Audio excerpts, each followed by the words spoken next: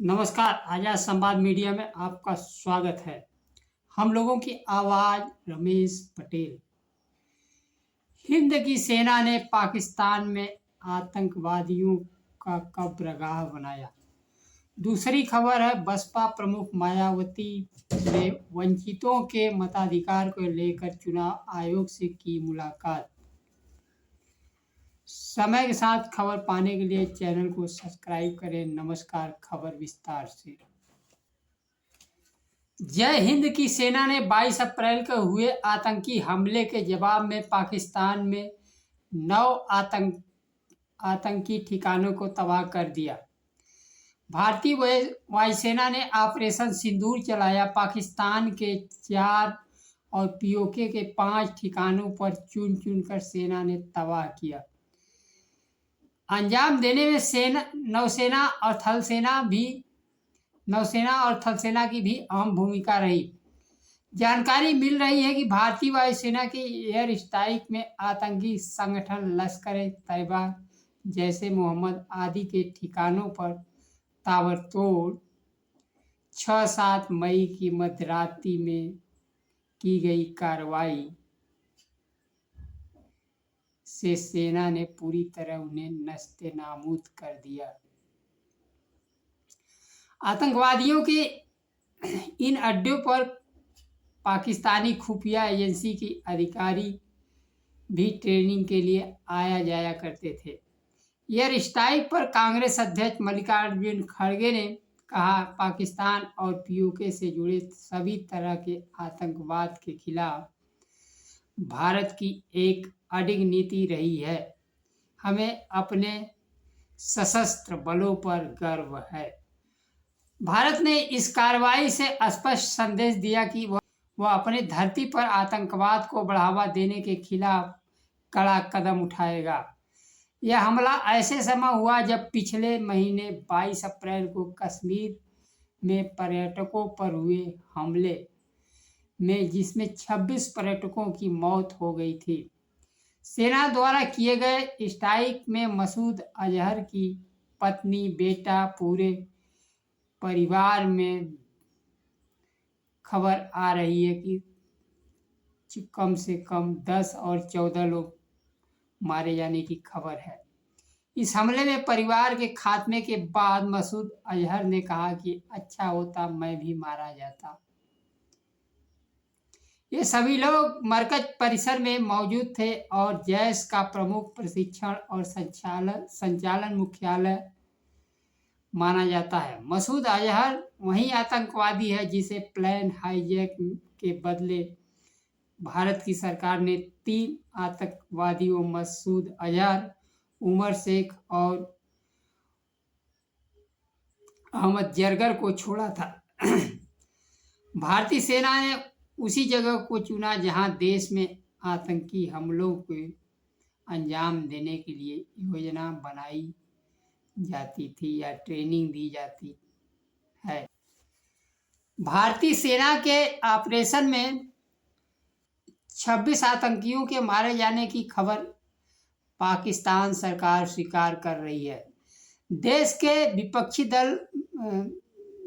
दलों ने इस कार्रवाई में सरकार के साथ खड़े हैं। लोकसभा में विपक्ष के नेता राहुल गांधी ने कहा, हमें अपने सशस्त्र बलों पर गर्व है।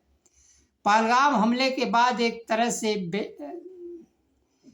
भारतीय नागरिकों में बेचैनी थी। हर कोई चाहता था कि आतंकवादियों को सबक सिखाया जाए और आतंकवादियों को पनाह देने वाले पाकिस्तान और आतंकवादियों को मुंह तोड़ जवाब दिया जाए। ऑपरेशन सिंदूर के तहत बड़ी संख्या में आतंकवादियों को मार गिराया है। आज देश विजय दिवस मना रहा है। दूसरी खबर है, उत्तर प्रदेश के पूर्व मुख्यमंत्री तथा बहुजन समाज पार्टी प्रमुख मायावती ने दिल्ली में चुनाव आयोग से मुलाकात की। उन्होंने चुनाव प्रक्रिया बेहतर बनाने के लिए अपने सुझाव दिए। उन्होंने सोशल मीडिया पर लिखा कि मुख्य चुनाव आयुक्त ज्ञानेश कुमार तथा उप चुनाव आयुक्त सुखबीर सिंह और डॉक्टर विवेक जोशी ने मायावती और बीएसपी के अन्य नेताओं के साथ बातचीत की। यह मुलाकात दिल्ली निर्वाचन सदन में हुई। चुनाव आयोग ने राष्ट्रीय और राज्य स्तर पर पार्टियों के साथ बातचीत शुरू कर दी है। यह पहल चुनाव प्रक्रिया को मजबूत बनाने के लिए की जा रही है। चुनाव आयोग सभी राजनीतिक दलों के सुझाव और ध्यान में रखेगा।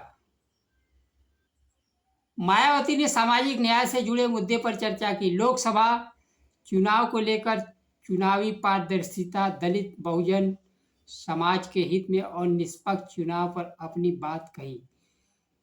बीएसपी प्रमुख ने दलित, पिछड़े, वंचित वर्गों को मतदाता सूची में समुचित रूप से दर्ज करने और मतदान केंद्रों पर उनके साथ किसी प्रकार का भेदभाव रोकने के लिए आवश्यक कदम उठाने की मांग की।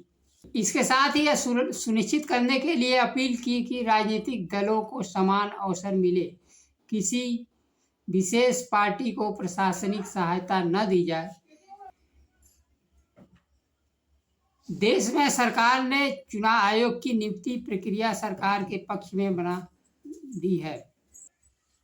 चुनाव आयोग की नियुक्ति प्रक्रिया पारदर्शी नहीं रही। लोकसभा में 79 सीटों का परिणाम तय मतदाताओं से अधिक मत गिने गए। सत्ता पक्ष को विशेष सुविधा दी गई। हरियाणा, महाराष्ट्र विधानसभा का चुनाव हो, मतदान के हफ्तों बाद मतदान प्रतिशत जारी किया गया। वैज्ञानिक युग होते हुए भी चुनाव आयोग हफ्तों ले रहा है मतदान प्रतिशत जारी करने में। वो आ रहा है, कहीं अधिक बता रहा है। महाराष्ट्र में तो रिकॉर्ड मतदाताओं के नाम जोड़े गए। मतगणना में 288 सीटों में से केवल 8 सीटों की सही मतदान। आम लोगों के बीच भी चुनाव आयोग की भूमिका संदिग्ध दिखी। लोग अपने मत को चुराते हुए देखे। यहाँ तक कि मॉक पोलिंग की भी वो व्यवस्था सरकार से करने को कहा। सरकार नहीं तैयार हुई तो खुद तैयार हुई, लेकिन सरकार ने कर्फ्यू लगाकर मॉक पोलिंग रोक दिया। देश में चुनाव आयोग की भूमिका संदिग्ध है। राहुल गांधी ने मतदाता सूची में गड़बड़ी की मांग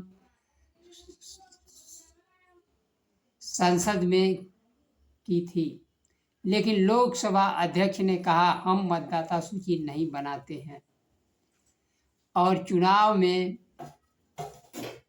चुनाव से जुड़े मुद्दे उठाने की अनुमति नहीं मिली। केवल मतदाता सूची की बात नहीं। उत्तर प्रदेश में उपचुनाव में पुलिस प्रशासन ने सुरक्षा ड्यूटी के बजाय वोट डलवाने का काम करते रहे। पूरी चुनाव प्रक्रिया ही निर्वाचन आयोग की संदेह के घेरे में है। चंडीगढ़ के मेयर के चुनाव में खुलेआम मत पत्रों की चोरी की गई, लेकिन चुनाव आयोग इस चोरी पर चुप रहा। मतदान चोरी के निर्णय को बदला, लेकिन चुनाव आयोग की चुप्पी अपने आप में हैरान करने वाला है। आज के लिए इतना ही। नमस्कार। जय संविधान।